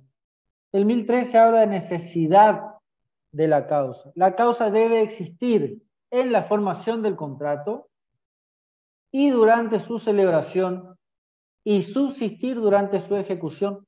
La falta de causa da lugar, según los casos, a la nulidad, adecuación o extinción del contrato. ¿Por qué la causa tiene que existir en la formación del contrato? Esto es algo que ya pueden contestar ustedes. Están en condiciones. Y porque es uno de los elementos esenciales. Es uno de los elementos esenciales, exactamente, un elemento estructural. Y también dice debe subsistir durante su ejecución. Es decir, durante la vida del contrato siempre tiene que estar presente la causa. Porque si en algún momento del íter contractual desaparece la causa, voy a tener que o readecuar el contrato o, como última instancia, se va a extinguir por falta de causa. Les voy a dar un ejemplo muy común para nosotros que los damos siempre, y es muy, en realidad es un ejemplo del titular, yo se lo aprendí a él. Imagínense que una persona, hoy los que ya cursaron lo deben conocer, alquile un departamento y pague un determinado precio, por ahí un poco más elevado al resto de los departamentos, porque durante la mayor parte del día recibe luz del sol. Tiene una vista privilegiada y el balcón de ese departamento recibe durante gran parte del día mucha luz solar y a esta persona realmente le interesa, es importante para ella esta cuestión, esta particularidad, singularidad que tiene ese departamento, ese inmueble. Por eso alquila ese y no alquila otro. Y por eso paga un determinado precio. Les pregunto a ustedes, analizando ese contrato, de acuerdo a la teoría que adopta nuestro código, ¿cuál sería la operatoria o causa en el aspecto objetivo? Siguiendo el 281. O bien, les pongo acá para que tengan a mano. Cambio de bien por precio. Objetivo. El intercambio de uso y goce, en este caso, porque es un alquiler, por canon locativo. Que es la finalidad económico-social que va a cumplir el negocio de alquiler. ¿Estamos de acuerdo en eso? ¿Sí o no? En todos los contratos de alquiler siempre va a estar la misma finalidad, intercambio de uso y goce por canon mensual. ¿Sí? Eso es teoría objetiva. Es la mitad de la visión de causa que entiende nuestro código. ¿Y dónde estaría en el ejemplo que yo les di la base subjetiva? Y en el propósito concreto del que la alquila, que es que ingrese mayor luz a su lugar. Exactamente. Bien. Ahí están los motivos. Ahí está la faz subjetiva de la causa. ¿Qué pasa? De acuerdo a esta teoría, estos motivos también pueden integrar la causa. ¿O no? Es lo que me está diciendo la teoría dualista. Es lo que me dice el 281. Siempre y cuando que sea conocido, exteriorizado por esta parte. Es decir, integre el contrato, básicamente. Que la parte locadora, en este caso, sepa que esta persona alquila ese departamento por la vista o la luz solar que recibe durante el día. ¿Estamos hasta ahí? Bien. Tenemos un contrato que nació, que tuvo su causa, que se visualizan claramente las dos fases. 3 meses o 4 meses o 6 meses o lo que quieran después de celebrado el contrato, se construye un edificio al lado de donde está este departamento y tapa la luz solar. Les pregunto a ustedes, en virtud ahora de lo que leemos del 1013, ¿sigue estando la causa, sí o no? Piensen bien lo que van a responder.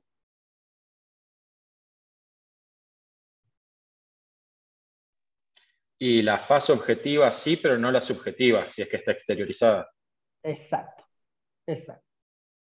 Entonces, simplemente porque desapareció la fase subjetiva de la causa, esta parte puede solicitar la adecuación del contrato, es decir, plantearle al locador, mirá, yo te alquilé este departamento y pago lo que pago porque tenía la luz solar, porque incluso lo exteriorizamos, lo planteamos en el contrato. Desapareció eso. Sigo alquilando, pero reducime el precio. Eso es readecuar el contrato. O bien, si realmente era importante para esta parte, puede ser que no le interese readecuar nada y pretenda extinguir el contrato. Y ¿saben qué? Puede hacerlo. Puede hacerlo. Porque, ¿qué dice esto? La causa debe existir en la formación y durante su celebración y también subsistir durante la ejecución. Y para una de las partes, aunque sea en la parte subjetiva, la causa desapareció. Entonces bien podría extinguir el contrato. Y hay una figura específica respecto de esto, que es la frustración del fin del contrato, que está en el artículo 1090, no quiero errar, 1090, que la autoriza. ¿Entienden cómo opera la fase objetiva y subjetiva de la causa? Sí. Bueno, pudieron visualizar en un ejemplo concreto cómo opera esta postura, esta visión. Doctor, yo tengo una pregunta. Sí, dígame. Este tipo de causa parece ser, por el ejemplo, que es un contrato paritario, si no me equivoco. Sí, podría ser paritario o no. Claro, esa era mi duda, si en los de adhesión, eso también puede pasar lo mismo. Puede pasar. Lo que pasa es que en el contrato de adhesión, en realidad, una de las partes no aporta nada para el contenido. En ese caso, nunca podría exteriorizar los motivos. ¿Me entiende? Podría tener motivos para contratar o no contratar, para adherirse o no adherirse en el caso. Lo que nunca podría hacer es expresar motivos. Entonces, en ese caso, nunca estarían exteriorizados. Y si no están exteriorizados, manifiestos a la otra parte, una vez que desaparezcan, no podrían también hacer desaparecer la causa. Esa sería la única complicación con los contratos de adhesión. Por eso le dije, es importante la exteriorización de los motivos. O sea, tienen validez los motivos siempre y cuando estén exteriorizados. Tarea para la casa, porque la próxima clase vamos a tener que ver un poco de frustración de la finalidad. Estúdiense el artículo 1090. Todo lo que necesitan saber de la frustración de la finalidad, que en hojas de manual es bastante largo, lo tienen en el 1090. Estúdienlo a conciencia y la próxima clase lo explicamos rápidamente y seguimos. Y acá, de alguna manera, terminamos con lo que es causa también. Nos queda la parte esta de frustración de la finalidad, que es un tema relacionado con la causa en realidad, que lo vamos a ver también, pero la causa estaría terminada, desarrollada. De la causa, lo importante, conocer la evolución, medianamente las posturas clásicas, anticausalista y neocausalista, y en esta última es donde está la postura sincrética dualista esta, que es la que va a receptar nuestro código. Eso es importante, y que sepan lo de la necesidad de causa. Eso es básico. 1013. Eso es lo más importante de causa. Bien. Por mi parte, hasta acá. Profe, disculpe, sí. Mi presente, porfa. Sí. Ahí la anoto. Profe, le pregunto, ¿hasta el momento del 31 de marzo va a ser la fecha del parcial? Sí, lo hablamos en la clase pasada, en la clase presencial. Dejamos como regla el día sábado. Primero creo que cae, no 31. Porque respecto de las clases presenciales, si bien ustedes por cronograma la tienen dispuesta el día viernes, que la clase presencial sea siempre día viernes de 5 de la tarde en adelante, por una cuestión de, más que nada, de practicidad mía, para poder llegar hasta allá, la cambiamos para los días sábados. Del mismo fin de semana, pero días sábados. ¿Sí? Como regla. Si hay alguna novedad, por supuesto se va a avisar. De todas maneras, es el mismo fin de semana, siempre va a ser el mismo fin de semana. ¿Profe? Sí. ¿Puedo dar el presente porque algunos de Goya, acá en Goya cortó la luz en general y está dando por parte? ¿Cómo es su apellido? Sotelo. Bien. Agendado. Bueno, nos vemos la próxima. Profe, disculpe, una última cosita nada más. Hoy yo le había mandado una consulta de una compañera sobre el libro de texto. No sé si lo vio. Sí.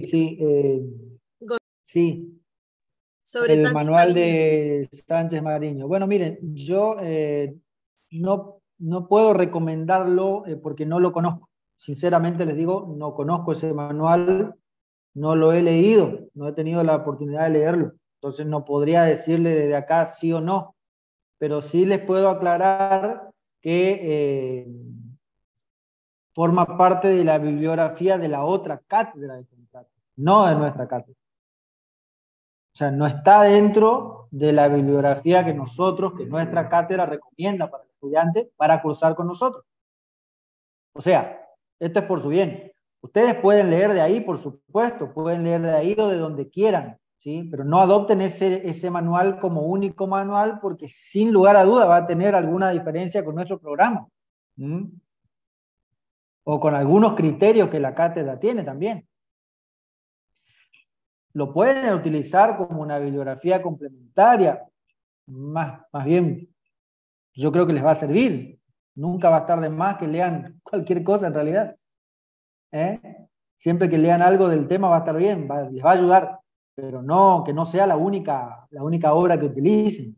Para que no tengan problemas por ahí con que por ahí alguna doctrina, alguna postura, algún criterio no sea el mismo que adoptamos nosotros en nuestra cátedra. Muchas gracias.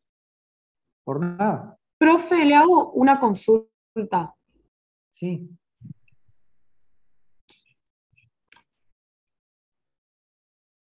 Escucho. ¿Me escucha? Sí, la escucho. Bueno, en el horario dice la fecha de presencial, digamos, del parcial, el 31 de abril, el 31 de marzo, pero ya dijo que va a ser el 1 de abril. Y después hay una fecha que tenemos libre, otra fecha por Zoom, y el 21 de abril tenemos recién la siguiente clase presencial. ¿Ese día sería el recuperatorio? Exactamente. Sí. Sí, porque Bueno, gracias. las evaluaciones necesariamente tienen que ser presenciales. Así que si tenemos una clase en medio, esa clase o avanzamos con el programa, si estamos ajustados, o la dedicamos en todo caso a una suerte de repaso para los que recuperan. Dependiendo también de cuántos sean los que vayan a recuperar. Pero sí, tenemos una clase en medio, que es por Zoom.